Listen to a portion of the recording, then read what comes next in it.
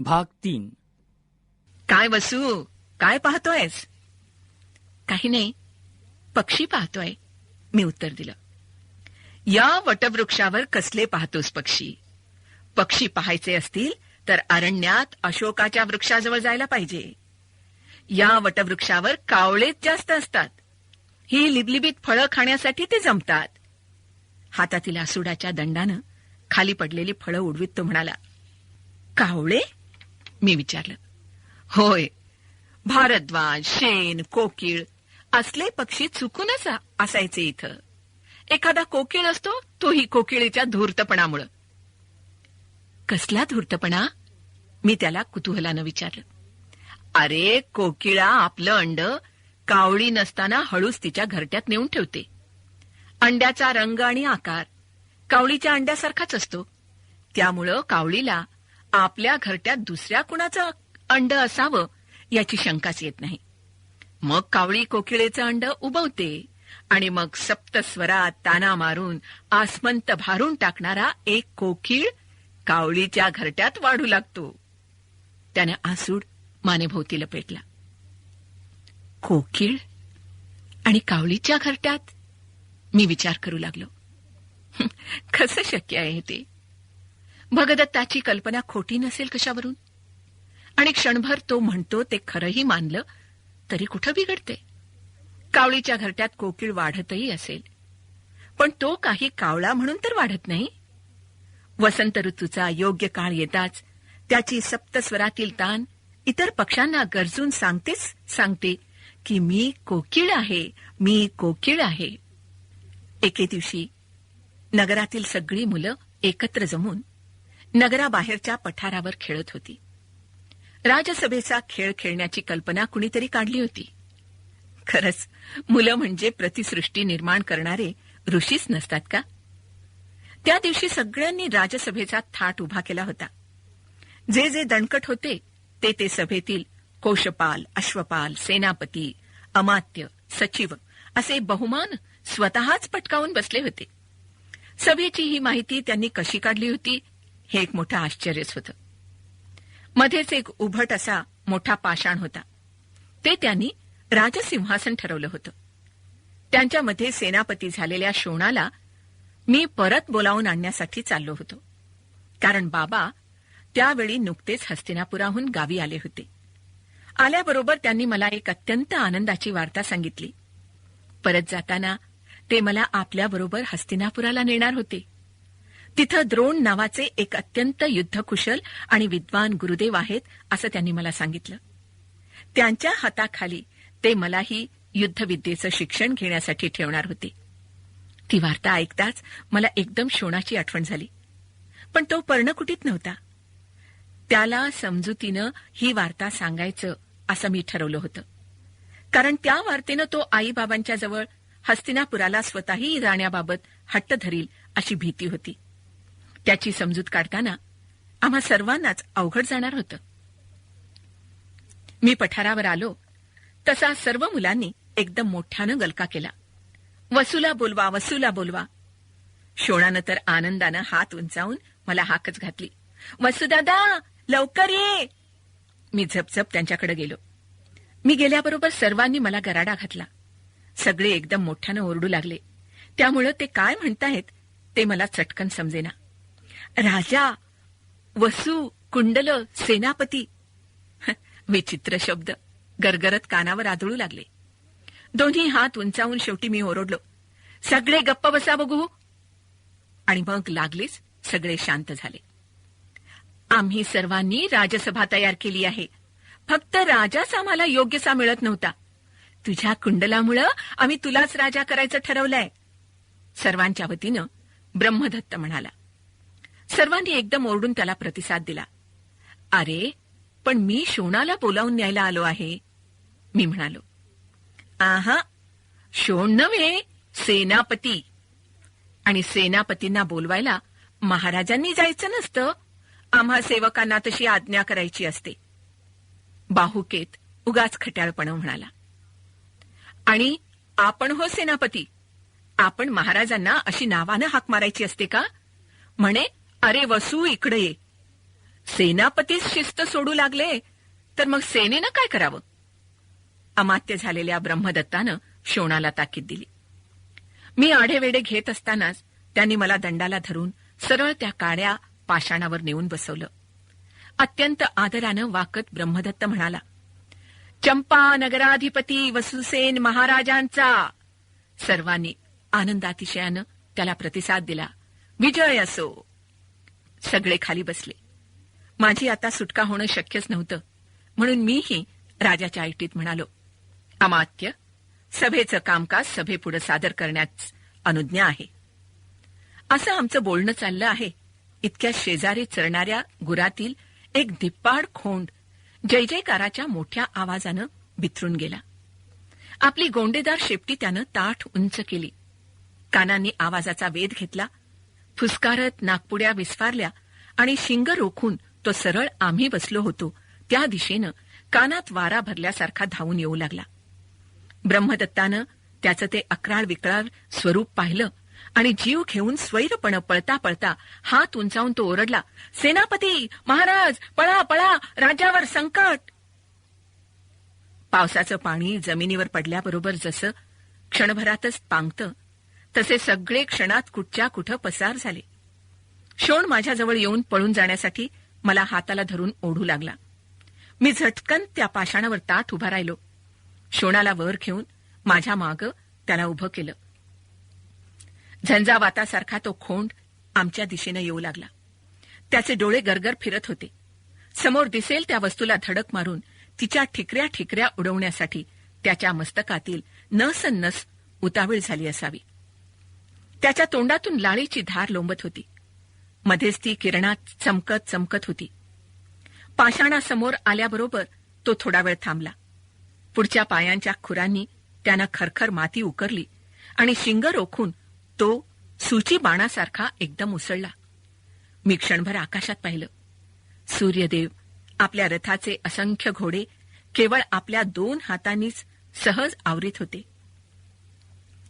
काही समजायच्या आतच मी शोणाला मागं सारलं आणि दुसऱ्याच क्षणी माझ्या हातांनी जबरदस्त पकड खोंडाच्या शिंगाभोवती पडली.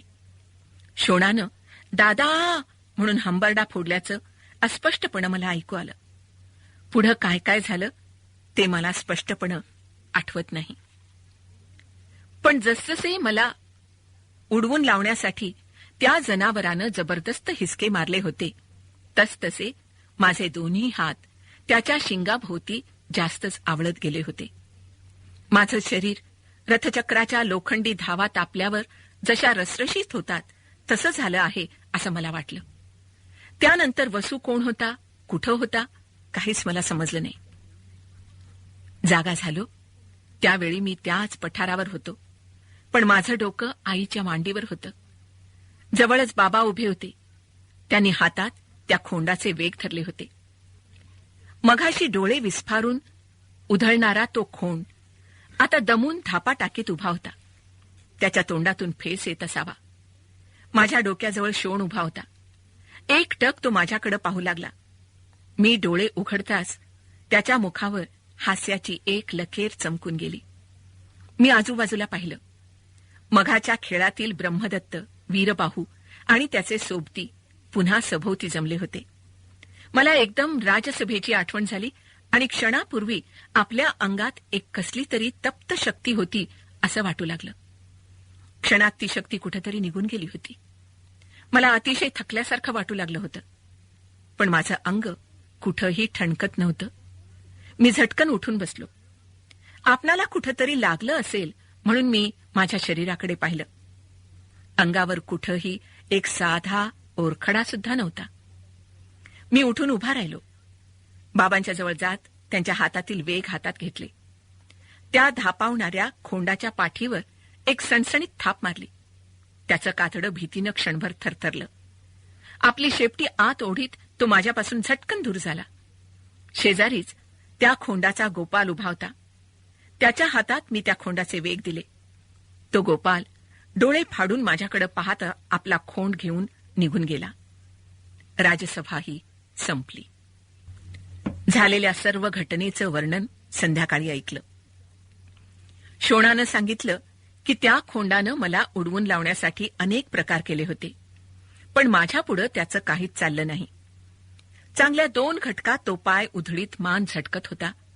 त्यानं आपल्या शरीराला अनेक विचित्र झटके दिले होते. मधूनच तो उंच उडी मारी. पायांच्या खुरांनी जमीन उकरी, पण शेवटी तो दमला आणि गप्प उभा राहिला. त्याच्या तोंडातून फेसाची धार लागली. तो एकसारखा फुसफुसू लागला. एवढ्यात शोणानं धावत जाऊन बाबांना बोलावून आणलं. त्यांनीच त्याला वेग घातले, पण माझ्या हातांची पकड सोडवताना मात्र त्यांना फारच त्रास झाला. माझ्या अंगाला हात लावला की अग्नीसारखा चटका बसत होता म्हणे. मी विचार करू लागलो. 2 घटका एका रानटी शक्तीशी झटापट खेळूनही माझ्या अंगावर एक सुद्धा ओरखडा कसा नव्हता. माझं शरीर हाताला चटका बसण्या इतपत कसं तापू शकलं? शोणाला मी कुतूहलानं विचारलं, शोणा, तुला कधी खेळताना लागलं होतं काय रे?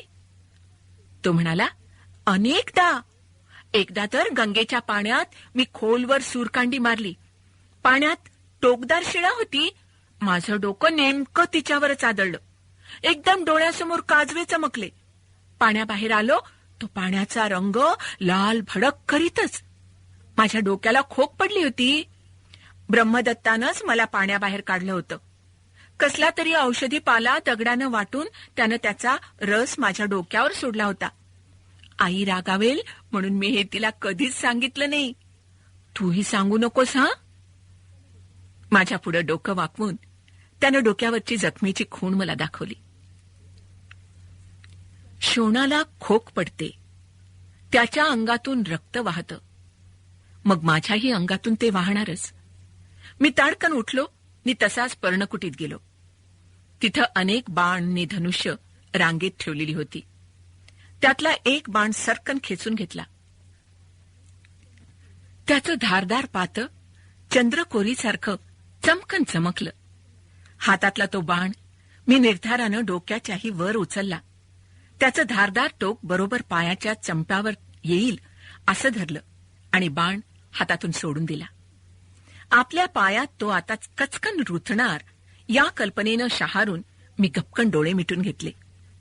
डोळ्यापुढे शुभ्र तेजस्वी प्रकाशाची तरळणारी वलय उभी राहिली. बाण पायावर पडला, पण नुसतं गवताच्या काडीनं काहीतरी टोचल्यासारखं मला वाटलं. बाणाचं टोक माझ्या पायाच्या कातडीत घुसलं नव्हतं. मला वाटलं मी तो सोडायला चुकलो असेन, म्हणून पुन्हा पुन्हा मी तो माझ्या पायावर सोडला. पण एकदाही त्याचं टोक माझ्या पायाच्या कातडीत घुसलं नाही. बारकाईनं मी माझ्या पायाकडे पाहिलं. तिथं एखादा साधा व्रणही उठलेला नव्हता. कुतूहलाचं निशंकेचं पिशाच्च माझ्यासमोर अनेक प्रश्नांच्या झिंज्या पसरून नाचू लागलं. मी माझ्या हातातील बाणाचं टोक वेड्यासारखं मांडी, दंड, छाती, पोट जिथं मिळेल तिथं ताकदीनं खुपसण्याचा प्रयत्न करू लागलो. पण कुठंच ते शरीराच्या आत तसूभरही शिरू शकत नव्हतं. का शिरू शकत नव्हतं ते? माझ्या शरीरावरचं कातडं अभेद्य आहे असं वाटतं. मनाच्या आकाशातून शंकेची एक वीज या कडेपासून त्या कडेपर्यंत चमकून गेली. हो, माझ्या सर्वांगाभोवती एक कशानंही न तुटणारं अभेद्य कवच असलं पाहिजे. अभेद्य कवच. वा, धावत्या रथातूनही मी जरी खाली उडी मारली तरी कधी मला लागणार नाही.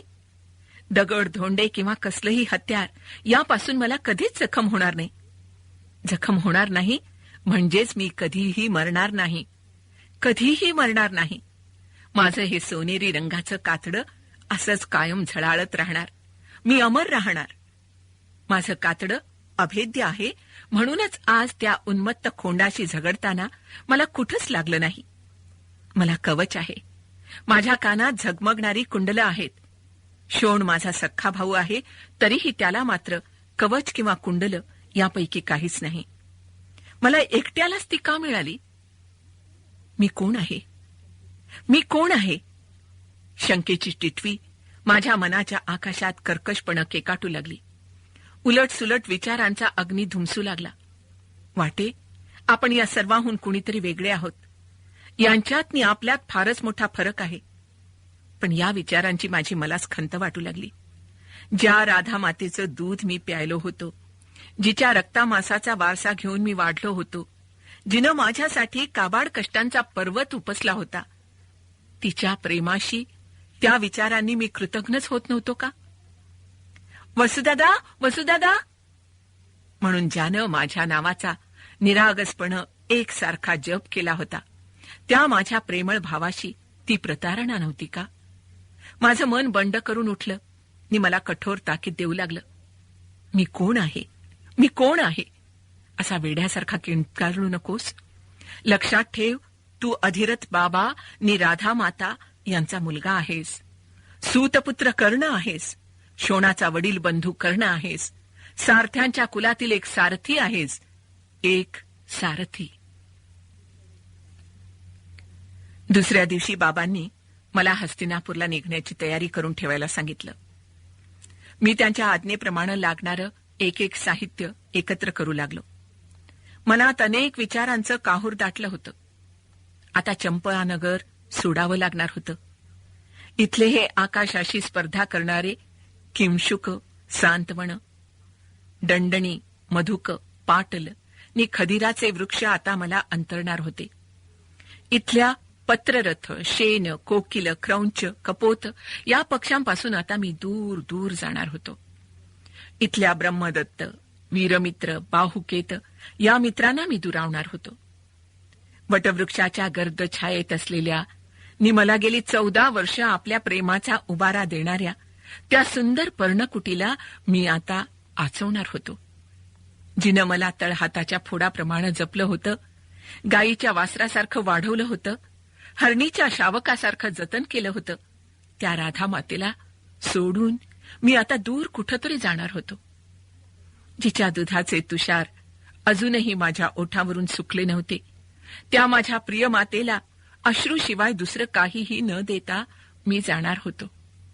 वसुदादा, वसुदादा या नावाचा उच्चार करताना ज्याचे ओठ कधीही थकले नव्हते, त्या चौकस, निरागस नि भाबड्या शोणाची आणि माझी आता ताटातूट होणार होती.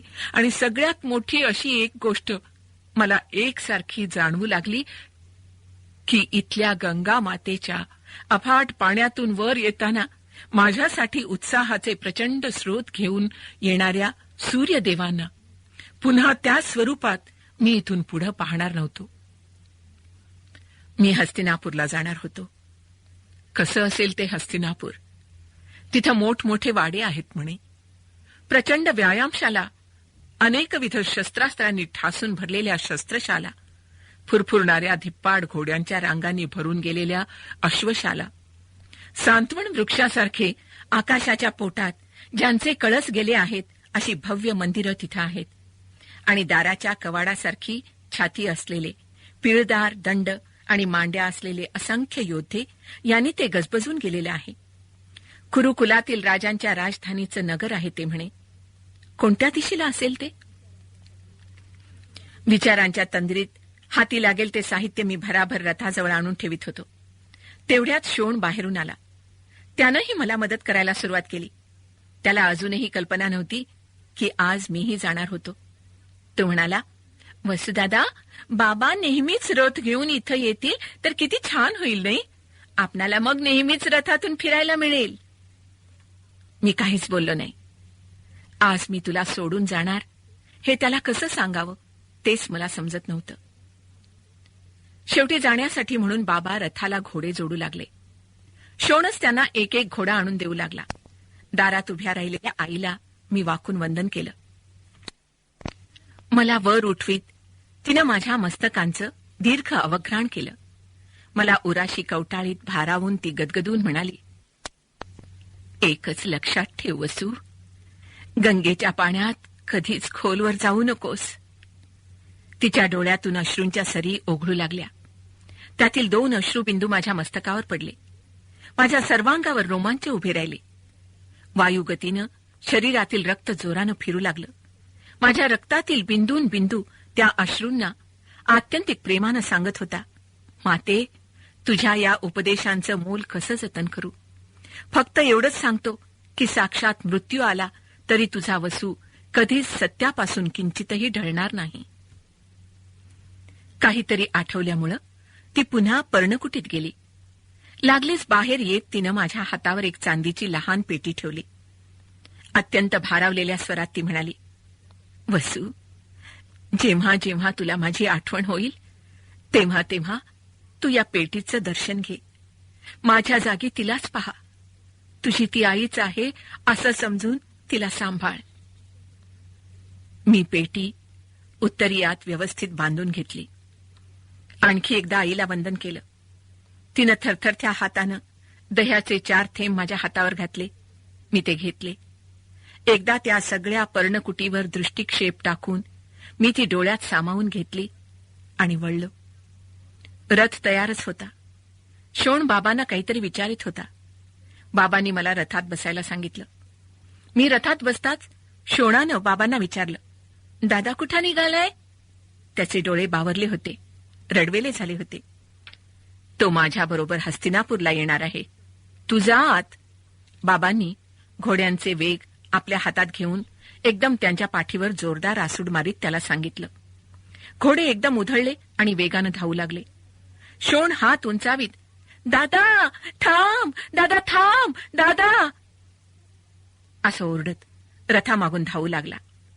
आईनं पुढं होत चटकन त्याला पकडलं. मी सुटकेचा निश्वास टाकला. रथ पुढे धावू लागला. पण शोण पुन्हा आईच्या हातातून निसटला होता. दूरवर त्याची लहानशी आकृती पुढं पुढं सरकताना दिसत होती. उत्तरीय सावरीत एक हात वर उंच करीत तो धावतच होता. नगरीच्या सीमेपर्यंत आम्ही आलो. मला वाटलं होतं शोण दमून शेवटी तसाच परत जाईल. पण हात उंचावीत तो अजूनही धावत होता. मी बाबांना रथ थांबवायला सांगितलं. आम्ही थांबलेल्या पाहून तो जास्तच जोरानं धावू लागला. भोळ्या बाबड्या नि पोरकट वाटणाऱ्या शोणाच्या अंगी सुद्धा किती मोठी चिकाटी होती. त्याला माझ्याबरोबर यायचं होतं म्हणून तो भान विसरून धावतच होता. किती हट्टी होता तो. पण हट्टी तरी कसा? किती सहज नि निर्भेळ प्रेम होतं त्याचं माझ्यावर. थोड्या वेळातच तो धापावत माझ्याजवळ आला. त्याची कोवळी मुद्रा घामानं डवरून गेली होती. फारच दमला होता तो. पण तशा स्थितीतही चटकन पुढं होत त्यानं वेगानं रथात झेप घेत उडी मारली. चेहरा रडवेला करून धाप लागल्यामुळं तुटक तुटक शब्दात तो म्हणाला, मला सोडून जातोस? हं, काय रे दादा? तू गेलास तर मीही तुझ्याबरोबरच येणार, परत जाणार नाही. मी बाबांच्याकडे पाहिलं. क्षणभरच थांबून कसला तरी निश्चय केल्यासारखं ते म्हणाले, ठीक आहे, चल तूही. शोणानं आनंदानं मला एकदम कडकडून मिठी मारली. भाग 3 समाप्त होता है.